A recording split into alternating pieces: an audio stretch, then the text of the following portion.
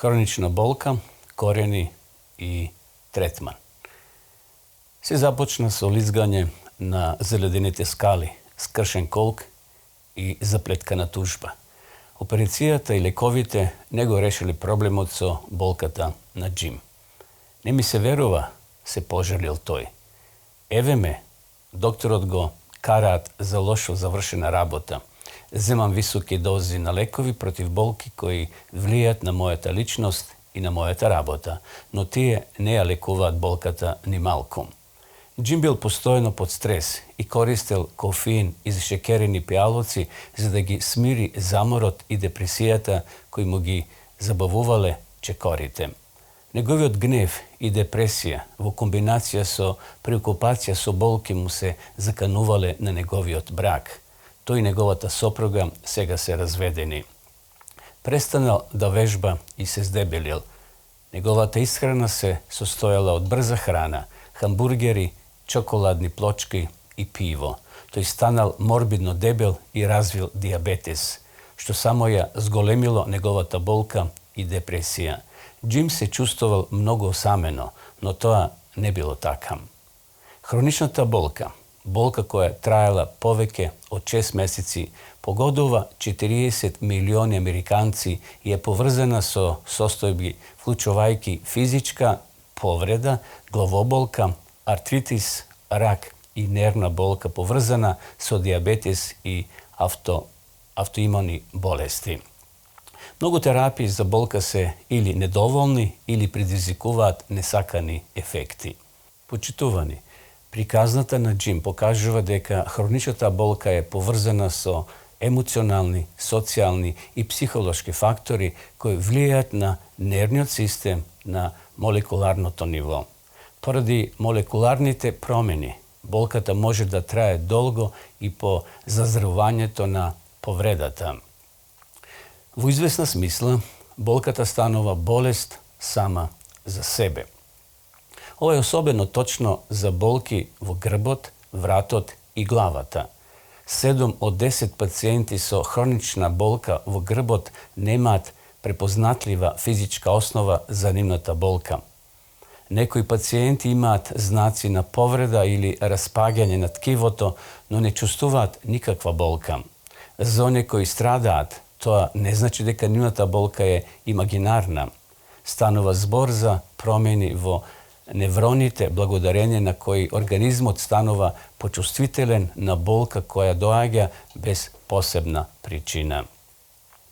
Понекогаш сме како неисправен аларм за чад, кој се вклучува дури кога нема оган или кога сме запалиле само едно кибритче. Самите предизвикувачи на болка се фактори кои ја зголемуваат болката кај човекот. А облажувачите на болка се фактори кои едноставно делуваат смирувачки на интензитетот на хроничната болка и го доведуваат телото во рамнотежа, облажувајќи ја самата болка. Овие фактори може дури да помогнат да се предуцира нервниот систем за да се ослободи од лажните аларми за болка. Самите болки ја зголемуваат силата на телото да се бори дури кога треба да сметаме на фактот дека хроничната болка ќе биде трајна реалност. Да споредиме едноставно неколку потпалувачи и облажувачи на болките. Број 1. Исчекување. Песимистичкиот став на личноста која е роб на грижата може да го зголеми нивото на болка и да ја ограничи користа од интервенциите за самата болка. Психолошките фактори исто така играат главна улога во перцепцијата на болката. Пациентите кои очекуваат инекцијата да боли ќе доживеат поголема болка од оние кои не боли. Песимистичкиот став го зголемува страдањето. Ако имаме позитивен поглед на животот, тоа ќе го зголеми нивото на химикали кои позитивно влијаат на нашето расположение, а со тоа ќе се намали чувствителноста на самата болка. Секако, ова води до побрзо закрепнување од раните, помала перцепција на болка и подобри вештини за справување, дури за сериозни повреди. Број 2. Стрес и расположение. Хроничниот стрес и негативноста го зголемуваат ризикот од развојот на нарушување на перцепцијата на болката со подигање на прагот на чувствителност на самата болка. Катастрофите, грижата, депресијата, чувството на вина и негативноста ја зголемуваат чувствителноста и активноста на колата за болка, предизвикувајќи пациентот да придава негативно емоционално значење на својата болка. Депресијата е главен фактор која продира во хроничната болка. Лекувањето на депресијата и изразувањето благодарност може да ја намали болката, да ви помогне да се справите со постоечката болка. И затоа, почитувани, размислете за позитивните работи во вашиот живот и заблагодарете се. Можете исто така да водите дневник за благодарност, за да ви помогне поуспешно да се справите со болката. Број 3. Исхрана.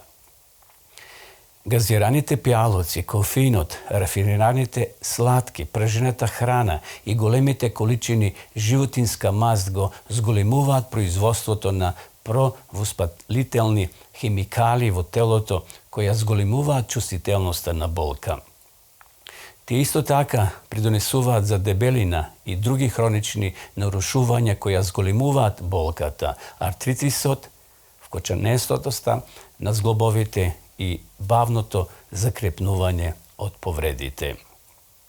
Исхраната богата со свежо овоше, зеленчок, цели зрна, граф, мешунки, маслинки, авокадо, јаткасти плодови го намалуваат воспалението.